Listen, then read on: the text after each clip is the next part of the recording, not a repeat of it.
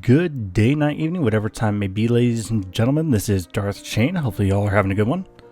Today we're bringing you another Fractal guide. We're going to be doing Fractal number 7, the Cliffside Fractal. Now, this one's fairly straightforward. It has a lot of enemies and one big boss in the end, but that's pretty much it. And a lot of mechanics, so let's jump into it. Now, when we first spawn in, you're going to see over on the right this gigantic guy. We are going to be saving him. Now there's going to be a hammer that kills you while you wield it, so we'll get into that when we pick it up. Now that hammer you see right there is going to be needed for breaking these seals here on his knees, the seal on his abdomen right here, and there's one around each elbow. So we're going to kill these guys and we're going to pick up the hammer.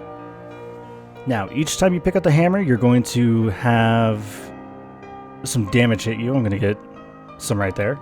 And you're also going to see this icon. Now the icon shows how deadly the hammer is being to you or whoever is wielding it. You can also see stacks on my bar, 15, 16, 17. So as that creeps up, I'll be getting more and more conditions. Now it changes to orange, so I'm kind of wanting to drop it right now. But I'm going to swing at these guys. Now the hammer gets charged whenever something around you dies. Usually the hammer wielder will just keep on smacking stuff with the hammer until it dies to get that skill 4 charge.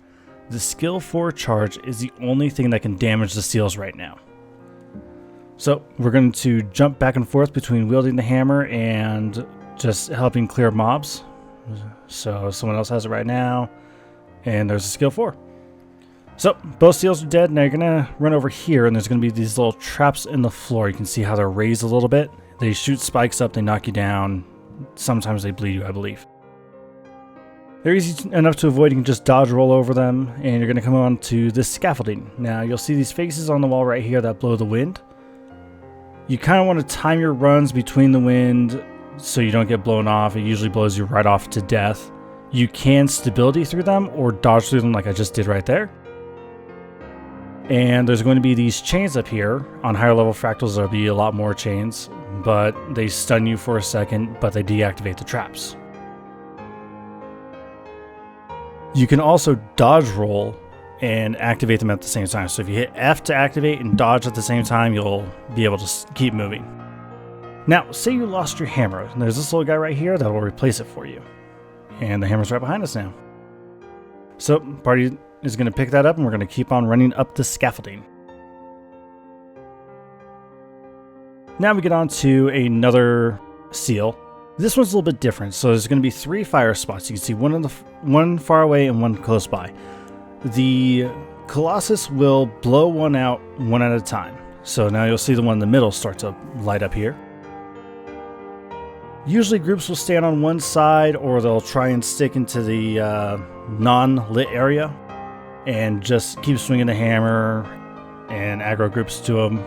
We're going to stay over here and just aggro the groups over and use the hammer on them. So right here you're going to see me just wield the hammer until I reach 40 stacks. When you reach 40 stacks with the hammer, it automatically downs you, no ifs, ands, or buts.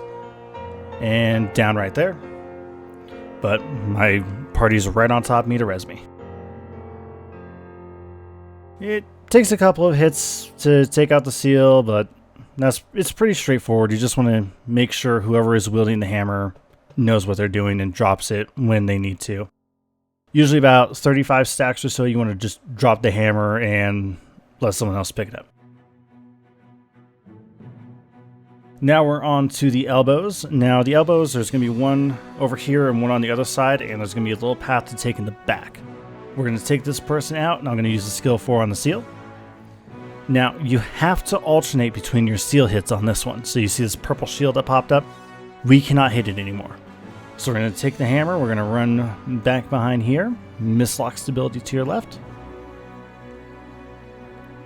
And seeing as I'm getting close to 40, I'm going to run over here and I'm actually going to drop it for my party member right there.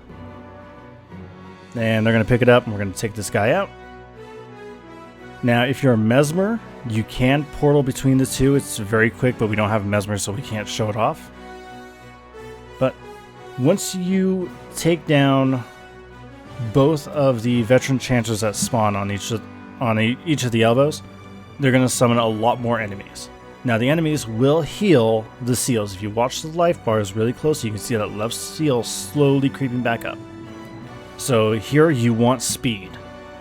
You want your group to know exactly what they're doing. From time to time, you will find a party where one person will stay on one side to aggro the chancers.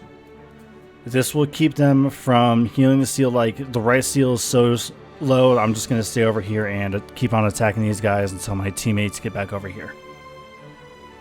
So one just picked up the hammer. Here they are. And that's the right seal down. And now I'm going to run over and help them out with the left seal. On higher level fractals, it's not suggested you really do that just because the enemies will hit a lot harder than you think they will. So now we're coming on to the last mechanic, save for the boss mechanics. And you're going to see these little explosions going up the scaffolding. You'll see them again right about here. These will knock you off and you'll get sent back a little ways to the right seal. So just let them start going up and run up after them. There is that chain right there that will deactivate them. So now we're on to the boss, and we'll do the first 25% on normal speed. So the boss spawns with 4 chancers around him. You just want to get rid of them as quickly as you can and then focus on the legendary Arch Diviner. So we take him out pretty quick. Now the Arch Diviner has a couple of attacks. You can see these red circles popping up with the wells. He does that. He has a smash attack, which he's using right now. He has a little bit of a wall, but that really doesn't do much. Other than that, it's wells, smash attack. He likes throwing people in jail. You can see cages on the far sides of each wall over here. Yeah, no, that was weird. Sorry. There's a smash attack again. Now, when he hits 75% HP, every 25% he'll become stunned. You want to pick up the hammer, kill one of the chancers, and then go and smash the seal. When that happens, everybody will get stunned for a little bit, like that, and he will grab the hammer again and start attacking you.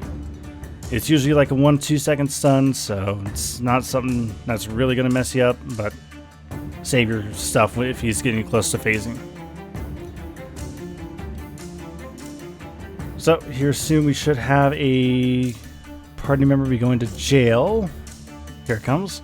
You'll see this circle right here. If you stand in it the entire time, he'll throw you in jail. Now, once you're in jail, you can target the door and just DPS it to free yourself. So I'm going to get the hammer now. We're going to hit it for the 25% HP. I get locked in jail this time. And now we go on to the final hit. When he hits 0% HP, he'll automatically jump back up to 5. That's your finish. And that's how you beat this Fractal. It's fairly straightforward. The boss is really easy. Now there's a couple achievements you can get.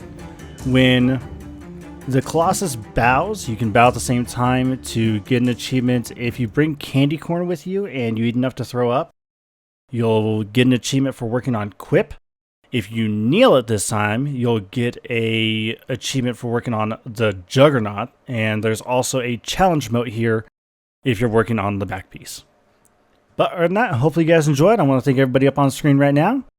Other than that, if you have any questions, comments, and concerns, let me know down below. This is probably going to be the longest video in this series. I know, I'm pushing 9 minutes right now. Jesus. But hopefully you guys enjoyed. Again, this one's just so long because it does have a lot of different mechanics in small spaces. Sorry. Other than that, hopefully you guys enjoyed. Do take care. We'll see you in the next one.